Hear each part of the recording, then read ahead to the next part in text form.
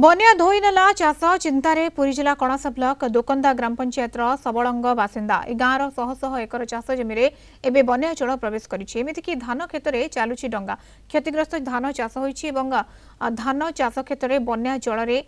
बुड़ी रही जमीगुड़िक धान क्षेत्र में डंगा चलुची पुणी चाषी मैंने किभली धान चाष करेंगे से चिंतार रही किभली रही चाषी समस्या से अधिक आलोचना कर कलिंग टीवी रिपोर्टर दिवाकर षडंगी। कणासे दया नदीर शाखा नदी राजुआ नदी में बन्या जल प्रवाहित होगा पर यह सीधा सड़क आसी पहुंची दोकंदा पंचायत सबलंग गाँव में जो गाँव पाखापाखि जब कह जो इच्छापुर मौजा रही पाखापाखि 120 बाटी ऊर्ध्व जो रही चाष जमी संपूर्ण जलमग्न रही चाषी माने बन्या जल मध्य जो धानर जो तली रही जिते देखते संपूर्ण बन्या जल ही नष्ट होती तेज से सहित आलोचना करवा केते चाष करथिले किभली परिस्थिति थिला कहबे कि को मौजा ये केमती कोन चाष होइथिला चाष आमे जति करथिलु लोन लाइन आनिकरी से चाषर आमर सब क्षति हिला किंतु से जमीर आ किछि भी धान नाही पानी अछि छाडुनी पानी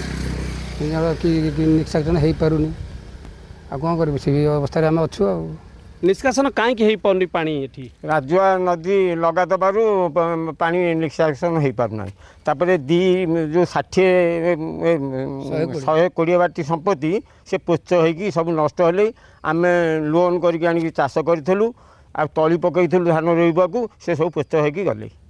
आउ जब सरकारी किसी अनुदान मिल ताले आम उपकृत हब ना ना एबे जो बन्या जल पानी रे अच्छी तली अच्छी भावुँ से बाहर नहीं आज्ञा से बाहर से नष्ट तो है पुणी केम चाष हम सरकार सहायता जहाँ मिल से अनुसार चल भावुँ बन्या आसला पुणी थे से चाष नष्ट ला पुणी आउ थे द्वितीय पर्याय जो धान चाष हुए आउ ये अंचल धान चाष हो पार कि भावुँ आज्ञा आमर हूँ यहाँ शारदा जमी धान बुणा होता 120 बाटी संपूर्ण नष्ट हो जाए बर्तमान तापर डंगा चलुची 2 मणिष पानी से तली भी कौन ना कि धान हबार चान्स ना जदि सरकार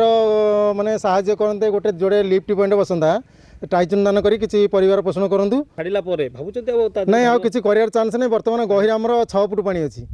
6 फुट पानी भितर से सुखिला बेलू आम मार्गशीर कार्तिक मार्गशीर मास हो कौन धंदा कर चान्स ना आम पाखे उपाय ना उपाय शून्य चाष पुणी केमती हो धान चाष जदि सरकार साहाय्य कर 2टी एलआई पॉइंट बसाते ताले आम दालु धान कर निहाती पके जहाँ आप शुणुले जो सबलंग गाँव जो मौज रही गाँव जो चाष जमी रही जब कह इच्छापुर जो मौजा रही से जो चाष जमी गुड़िक रही पाखापाखि राजुआ और दया नदी जो 2टी नदीर बन्या जल संपूर्ण जलमग्न होती पाखापाखि 10 फुट उच्चर बन्या जल ए प्रवाहित होहाँ निष्कासन हो पुणी थे माटी सुखिकी चाष बेलू यह पुणी मार्गशीर मास पलटो आतेबू धान चाष करवा ये चाषी मानक प्रायतः असंभव तेणु निहाती पक्षे जो चाषी क्षतिग्रस्त होती से सरकारी सहायता जोगाई देवाई चाषी मैंने दाबी कर